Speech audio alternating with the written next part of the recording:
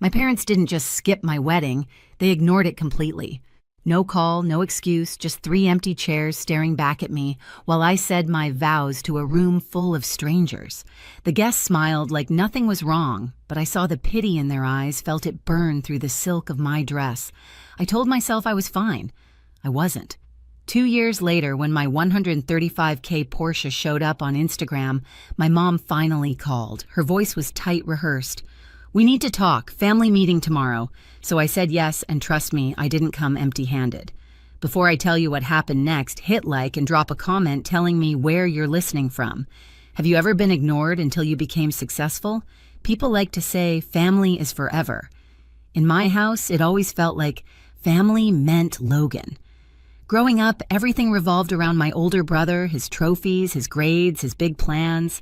Dad called him the future of the Hale name, like we were royalty instead of a middle-class family in suburban Oregon. I was just Lily, the quiet one, the helper, the daughter who didn't need attention because she had her head on straight. I used to sit on the floor of our living room sketching while they rearranged the mantle to fit Logan's latest award. The smell of Dad's aftershave, the sharp click of Mom's camera as she documented his victory, it's burned into me. My art certificate, the one my teacher said showed exceptional promise, ended up shoved in a kitchen drawer under old coupons.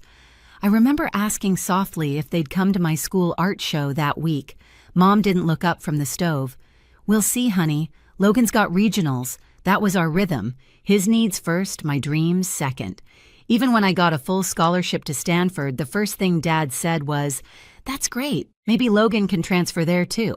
It became almost funny the way their praise always circled back to him. I learned to stop asking for it. I learned to make my silence look like strength. Years later, when I met Ethan, he noticed it right away. "You talk about them like they're ghosts," he said once. Maybe they always were. Still, when I called to tell them about the wedding, I wanted to believe they'd show up. Mom's voice was polite, detached, like she was checking off a to-do list. "We'll try, sweetie, but Logan's firm has an event that weekend." Dad's muffled voice in the background, "Tell her we're busy." I remember standing by the window phone pressed to my ear, staring at the reflection of my own face, smiling too hard. Like if I smiled enough, they might feel guilty. They didn't. The morning of my wedding, I sent one last text. "There's a seat saved for you in the front row." No reply. When the doors opened, sunlight poured into the vineyard. 90 guests turned to look at me. The air smelled of white roses and champagne. Ethan waited at the altar, eyes full of love that almost covered the hollow space inside my chest. 3 chairs stayed empty through the entire ceremony. When we kissed, I heard someone whisper, "She's so strong." I wanted to tell them I wasn't. I was just used to it. Later, as Sarah raised her glass at the reception, she said, "To finding the family who deserves you." Everyone cheered. I laughed. But deep down, something in me cracked wide open. 2 years later, I'd built a life that didn't need their approval. At least that's what I told myself. Portland in the fall had that gray, determined kind of beauty, like the whole city was hustling through the fog. My office sat on the 21st floor glass walls overlooking the river. On the day the acquisition closed, the screen flashed Crescent Studio sold. $21,000. My team burst in with champagne. To Lily Hale, Jen shouted the woman who built something from nothing. Glasses clinked. Music blasted from someone's phone. For a few hours, I let myself feel it. The weight of every late night, every rejection, every quiet win nobody saw. When the office finally emptied, I sat alone, scrolling through the company's Instagram page. My reflection floated over the city lights. Without thinking, I opened my personal account and posted a photo of the new Porsche Taycan metallic gray parked outside my house. The caption read, "Dreams realized." It wasn't bragging. It was proof to myself that I'd done it without them. 3 days later, my phone buzzed during a morning meeting. Unknown number, Oregon area code. For a second, I thought it might be a journalist. I answered anyway. "Lily." My mother's voice, soft, careful, like walking on broken glass. I froze. 5 years. Not a call, not a text. "Mom, we need to talk. Family meeting tomorrow, 2 o'clock. I laughed once, a sound sharper than I meant. "After 5 years of silence, now you want a meeting?" It's important, she said, clipped like a manager scheduling a performance review. In the background, I heard Dad tell her it's urgent. I could picture them standing in that same old colonial hallway judging the size of my success before deciding how to use it. "What's this about?" I asked. Her pause told me everything. "We'll explain tomorrow." When the line went dead, I just stared at my phone. For a long minute, I didn't feel anger or nostalgia, just a dull understanding. They hadn't changed. They'd seen the car, they'd done the math. Ethan looked up from his laptop across the table. "Everything okay?" I turned the phone face down. "My mom wants a family meeting." He studied me. "You gonna go?" "Yeah," I said. "I think it's time." That night, I sat on the edge of the bed, scrolling back through old photos, my wedding bouquet, my team's first office, the Porsche under the sunset. 3 snapshots of my life, each one missing the same faces. My mother once said I was too independent for my own good. Maybe she was right, but independence was the only thing that ever showed up. I opened my laptop and drafted an email to my attorney, "Need to review trust documentation by tomorrow morning." Because if they were calling a family meeting, I'd be walking in with something stronger than guilt. The next morning, I woke up before the alarm. The house was quiet, just the soft hum of the refrigerator and the sound of Ethan grinding coffee in the kitchen. I dressed like armor navy suit, low bun heels that clicked with intent. Ethan handed me a mug. "You don't have to go." "I do," I said, slipping my phone into my bag. "But this time, I'm not going as their daughter." He nodded once. "Remember who you are." The drive to my childhood home took 40 minutes. October light filtered through the trees, soft but cold. Every mile felt like peeling back a layer I'd worked hard to grow over. The closer I got, the tighter my chest became. When the house came into view, it looked smaller than I remembered, like time had shrunk it down to size. The white shutters, the brick porch, the same hydrangeas Mom used to water every evening, it all looked preserved, untouched by guilt. She opened the door before I could knock. Her eyes flicked past me straight to the Porsche in the driveway. "You've done well for yourself," she said. "No hello." "Yes," I answered. Nothing more. Inside, the air smelled like lemon polish and control. The dining room table was already set, papers stacked neatly beside Dad's coffee mug. He sat at the head like it was a board meeting. Logan and his wife Hannah were already there, faces arranged in a polite mask of concern. "Lily." Dad's voice carried the same authority it always did. "We appreciate you coming on short notice." "I didn't realize I had a choice," I said, taking the only empty chair. He cleared his throat. "Your brother's been dealing with some financial setbacks. The twins' tuition is behind, and their house, well, the mortgage is overdue."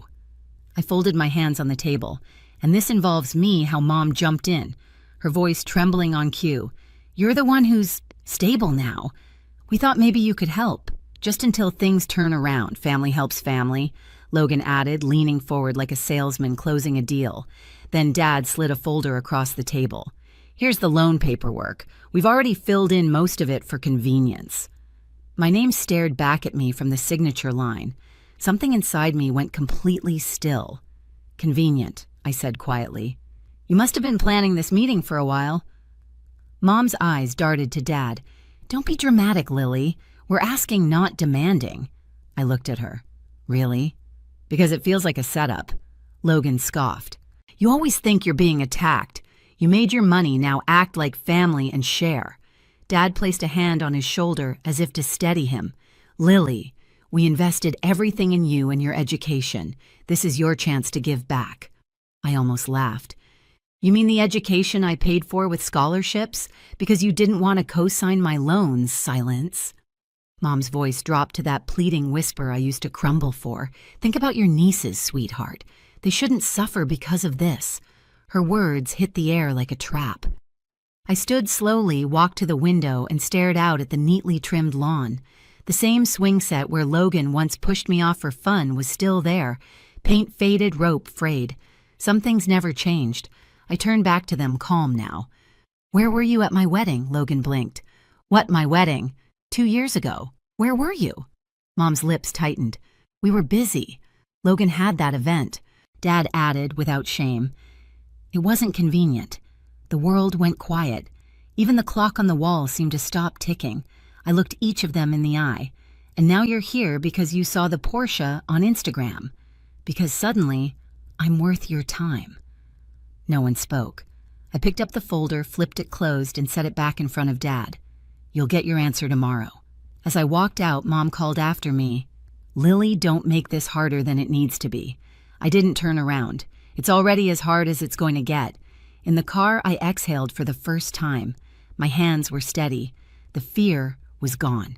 Tomorrow, they'd learn what family means when the word stops being a weapon.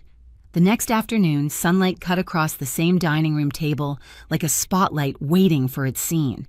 I parked the Porsche out front, let the engine purr a second longer than necessary, then killed it. My heart didn't race this time. I wasn't nervous. I was ready. Mom opened the door, perfectly composed in her beige sweater set, pretending this was an ordinary family discussion. You came, she said.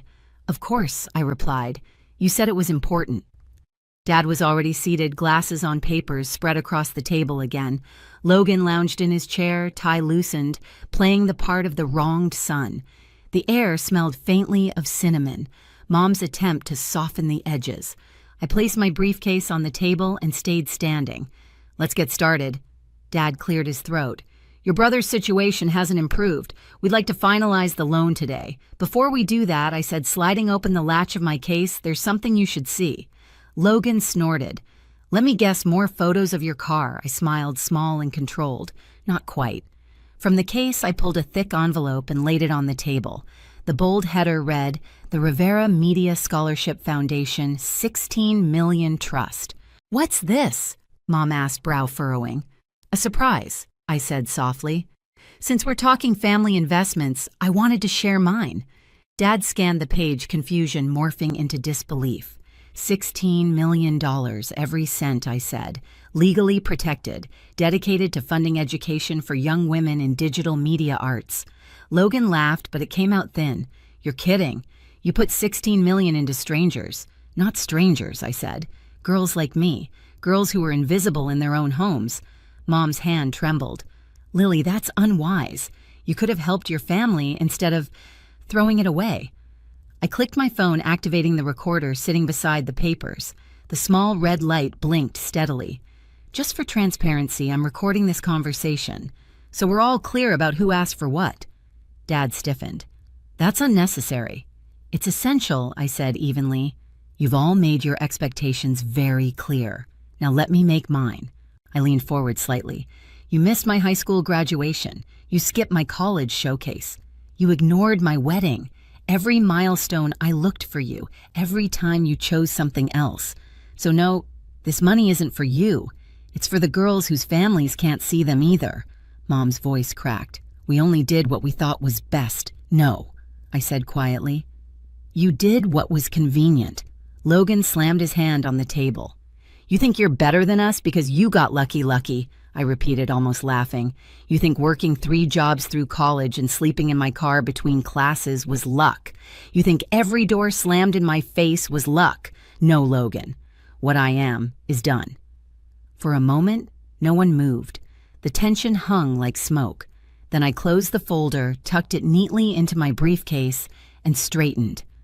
You wanted to talk about family. Here's my definition: family shows up. And you didn't. Dad tried one last card, his voice low. Blood is thicker than water, Lily. Then you should have thought about that before you diluted it, I said. I walked to the doorway. Behind me, chairs scraped the floor. You can't just walk out, Logan shouted. I turned slightly, just enough to meet his eyes. I already did 2 years ago. The door clicked shut behind me. Outside, the air felt sharp and clean. I could hear them arguing through the walls, voices rising into a blur. In the car, my phone lit up with a new email from Naomi Blake, my mentor. Foundation launch approved. Press release scheduled for tomorrow morning. Perfect timing. The next day, the news spread fast. The Portland Business Journal ran the headline, Self-Made Founder Turns Pain into Purpose. The photo showed me standing beside the foundation logo, confident, collected, untouchable. By noon, my inbox filled with messages, some congratulating, some curious, a few bitter. Among them was one from Mom. You've humiliated this family. I didn't reply. That afternoon, a call came from the front desk of my building. "Miss Hale, your family's here, causing a scene." Through the glass walls of my office, I saw them. Mom waving her hands, Logan red-faced, Dad trying to keep control. My team froze eyes on me. I stood straight in my jacket. "Have security escort them out," I said calmly. Politely. Mom's voice carried even through the glass. "She's abandoning her family." I turned away, walking back to my desk. "No," I murmured to myself. "I'm saving myself." Security led them to the elevators. The moment the doors closed, the office exhaled. Jen, my creative director, whispered, "You okay?" I nodded. Better than ever. That evening, Ethan poured us 2 glasses of wine on the balcony. The city lights shimmered below. "So that's it?" he asked. "That's it," I said. "They showed who they are. I just made sure everyone else saw it too." He smiled. "Revenge your style." "Not revenge," I said, looking out at the skyline. Redefinition. The next morning, the front page of the Chronicle featured my photo, again this time under a new headline, "From Ignored Daughter to Influential Founder." Below it, a quote from my speech, "Family isn't who raises you, it's who lifts you." And for the first time, I didn't feel angry. I felt seen. A week later, Portland woke to rain, the kind that coated everything in silver. I watched it slide down the tall windows of my office, the city blurred and quiet beneath the clouds. My inbox was still full of congratulations about the foundation launch, but my eyes kept drifting to one unread message. The subject line, "Family Emergency." I didn't open it. Naomi stopped by with coffee, her umbrella dripping by the door. "You did it," she said simply. 16 million protected and purposeful. How does it feel different? I admitted, like I finally stopped auditioning for a role I never wanted. She smiled knowingly. Freedom always feels strange at first. That night, Ethan and I walked home under one umbrella. For once, I didn't check my phone. The air smelled of wet cedar and possibility. A few days later, news started spreading Logan's house foreclosed Dad's firm under investigation for misused retirement funds, Mom selling jewelry for liquidity. The internet ate it up, but I didn't gloat. I just felt done. The noise no longer reached me. At the Women in Media Alliance Gala, I stood under soft lights in a navy gown accepting the Business Leadership Award. Cameras flashed, but I spoke slowly, letting every word carry the weight of closure. For years, I chased approval that was never mine to earn. Now I use that energy to build something that lasts. The applause felt different than pity. It was respect. After the ceremony, a young filmmaker, barely 20, approached me, eyes shining. "Ms. Hale, your foundation. It means everything. My parents don't believe in what I'm doing, but your story." Her voice cracked. "It makes me believe in myself again." Her words hit somewhere deep where the old ache used to live. I placed a hand on her shoulder. "You don't need their permission to be brilliant." Back at home, the award sat on our mantel, where Logan's trophies used to dominate. Ethan caught me staring at it and asked, "You good?" I nodded. Better than I thought I'd ever be. The next morning, I opened the family emergency email at last. It wasn't an apology, just Mom's familiar tone, polished and manipulative. "We're struggling. Maybe we can talk." I drafted one line in response. "When you start therapy, we can talk." Then I hit send and closed the laptop. Outside, the rain finally stopped. Sunlight pushed through, glinting off the edges of the city like something reborn. For the first time in my life, I didn't feel invisible. A year later, I stood inside the Rivera Foundation's new studio, white walls, glass ceilings, sunlight spilling over rows of cameras and laptops. Laughter echoed through the space as the first class of scholarship recipients worked on their short films. I watched one girl adjust her lens with the same nervous focus I once had. Maya, our youngest scholar, looked up and smiled. "Ms. Hale, can you check this frame?" I leaned beside her, adjusting the light just a touch. "Perfect. You're seeing the world exactly how it should be seen." Behind us, a banner read, "Family isn't who raises you, it's who lifts you." Ethan arrived, coffee in hand, his grin easy and proud. "They're doing incredible work," he said. "They're doing what I wish someone had helped me do," I replied, watching Maya hit record. Outside the studio, I could see my reflection in the glass, steady, calm, whole. There were no missing faces in this picture, no empty chairs, no unreturned calls. Just a woman who stopped asking to be chosen and started choosing herself. That night, I posted a photo of the foundation team with a caption that said, "It all. Some families are built, not born." If you've ever had to walk away from the people who made you feel small, this story is for you. Drop a comment and tell me where you're listening from, because your story might be the next one someone needs to hear. And hit subscribe so you don't miss what comes next. Sometimes revenge isn't about getting even. It's about getting free.